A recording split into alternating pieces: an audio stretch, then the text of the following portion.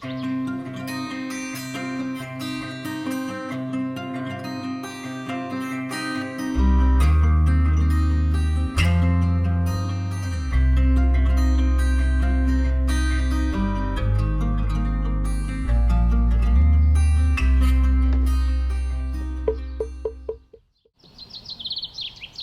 première formation BTS, c'était un BTS en gestion et maîtrise de l'eau. Je me suis réorienté dans la charpente, où j'ai passé un CAP chez les Compagnons du Devoir, un CAP en charpente.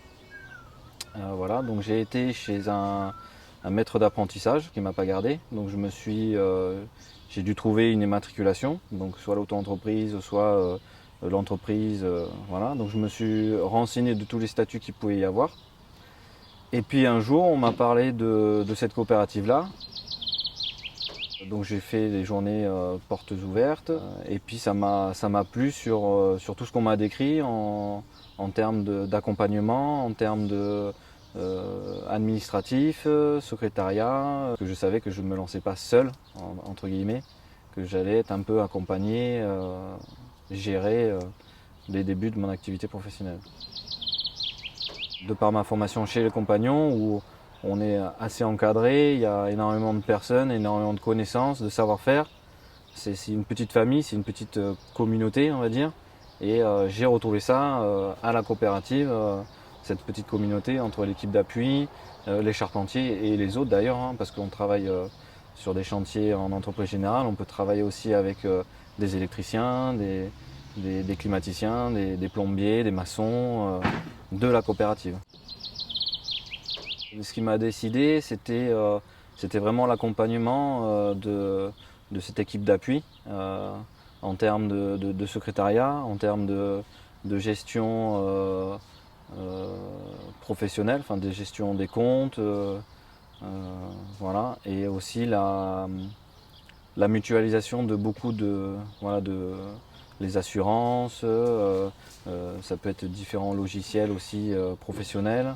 Voilà, toute cette mutualisation m'a fait décider en fait d'intégrer la coopérative et puis aussi de ne pas se retrouver tout seul, de pouvoir discuter avec donc cette équipe d'appui, des responsables techniques et aussi de pouvoir discuter avec des professionnels puisque à la coopérative on est à peu près une dizaine de charpentiers.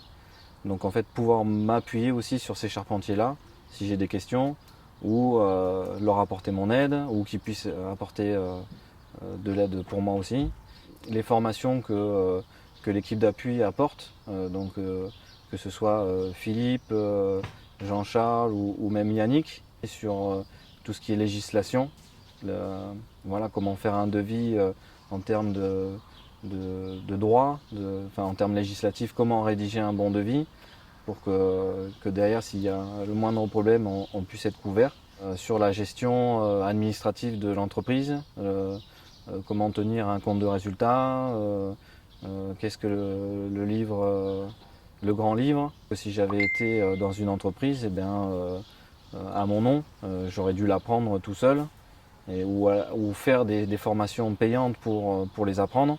Ça t'apporte énormément d'autonomie. Oui. Oui, oui.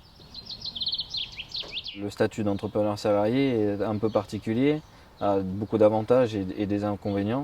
C'est qu'on est salarié de notre activité, donc on a un bulletin de salaire avec marqué salarié, CDI. Donc ça nous ouvre tout ce qui est congés payés, arrêt maladie, cotisation pour les retraites et pour voilà, toutes les cotisations qu'il peut y avoir dessus.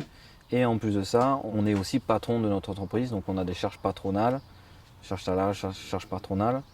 Donc, mais le gros avantage, c'est qu'on est salarié et patron, donc on fait ce que l'on veut en fait de notre activité. Tout au long de mon activité, ça fait maintenant 4 ans que je suis à la coopérative, il existe encore d'autres formations pour des formations de perfectionnement. Et ce que je trouve contraignant, en fait, c'est de trouver du temps pour pouvoir faire ces formations-là, puisque vu que c'est l'équipe d'appui qui fait les formations, en partie, ce sont des créneaux horaires qui tombent dans la journée de travail. La coopération, quand je suis arrivé à la coopérative, est venue tout de suite. Donc la première coopération avait été avec Philippe. Et à partir de là, on a beaucoup coopéré sur des chantiers, chantiers participatifs, chantiers collaboratifs, donc avec des personnes de la coopérative, avec des personnes de l'extérieur aussi. À la coopérative, aujourd'hui, on est une dizaine de charpentiers, constructeurs bois. On s'était réunis à plusieurs occasions pour mutualiser différents logiciels professionnels de charpente, différentes tables de prix en fait, comment on peut appeler ça, des feuilles Excel avec différents tarifs de bois, avec les différents fournisseurs qu'on avait. On a tout mutualisé pour avoir une seule base et pouvoir chiffrer facilement des gros chantiers où on travaille à plusieurs. Donc c'est 3 ans de salariat et à partir de là, on a une décision à prendre à partir ou non de la coopérative, s'immatriculer à l'extérieur ou devenir sociétaire de la coopérative pour pouvoir continuer. La date butoir est arrivée vite, il a fallu faire un choix, tout simplement de continuer ces 3 années passées à la coopérative, de continuer à la coopérative puisqu'il n'y avait eu aucun souci et tout se passait bien. Donc du coup j'ai décidé de continuer et même d'apporter mon aide à la coopérative en passant sociétaire, de pouvoir apporter cette expérience que j'ai eue au début. Ce que je souhaite à la coopérative, c'est pareil, c'est de pouvoir se développer, comme elle a pu se développer durant les 4 ans que j'étais à la coopérative. On est de plus en plus de personnes associées. Voilà, au bureau, il y a de plus en plus de personnes, donc on a de plus en plus d'aide pour justement faire avancer la coopérative. L'avenir professionnel, du coup, ce sera toujours à la coopérative pour moi. Il n'y a pas de, je me sens très bien, épanoui professionnellement, et plus ça va et mieux ça se passe, financièrement parlant, au niveau de l'entreprise. Du travail, c'est du travail de plus en plus valorisant, avec un réseau de clients de plus en plus important.